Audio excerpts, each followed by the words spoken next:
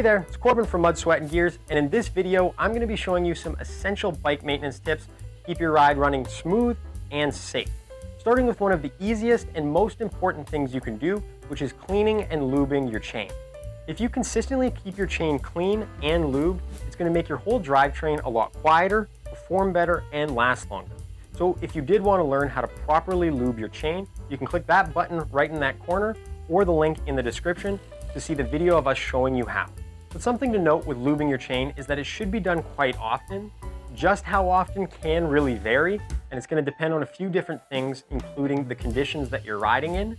So for example, if you're riding on dry pavement exclusively, that lube is going to last a lot longer than if you were fat biking in the spring, which of course they also do make different kinds of lubes for different kinds of conditions, so buy accordingly.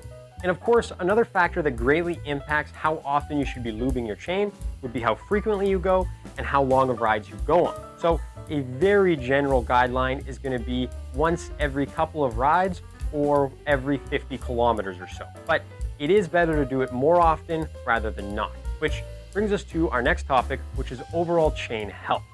If your chain guide is telling you that your chain is worn, it's a good idea to get a new one installed sooner than later, as that's going to dramatically increase the lifespan of your cassette, which that bill is going to be a lot bigger to replace than just a new chain.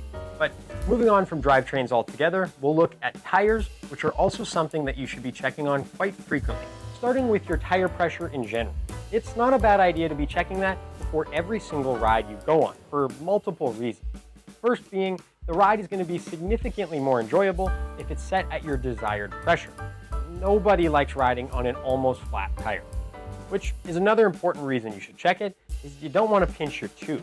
If you're riding your bike at lower tire pressures, you're running the risk of getting a complete flat. And the final thing to mention with tires is tubeless. If you're running tubeless, then it's a good idea to make sure that you either top up or completely replace your sealant according to the manufacturer's recommended intervals. And that's of course to make sure the sealant is doing its job and isn't going to leave you stranded out on the trail. Another thing to check if you have a bike with air suspension like this guy would be the suspension pressure. That's not only something that's going to impact drastically the overall ride quality of the bike, but also your suspension's health. If you notice that your suspension is losing air fairly quickly, that could indicate that it needs to be serviced, which is something you should also keep in mind. Having your suspension frequently serviced will go a very long way with its long-term health. So check with the manufacturer of your suspension to see their recommended service interval. It's usually sooner than you'd think. Then, of course, just keeping your bike clean in general is always a good idea.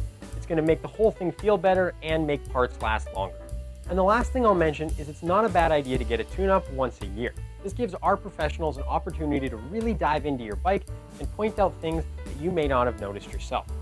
So I hope that helped you figure out a few things that you're able to do at home to keep your bike running smoother for longer. But of course, if you did have any questions or concerns, feel free to give any of our locations a call. We'd be happy to help.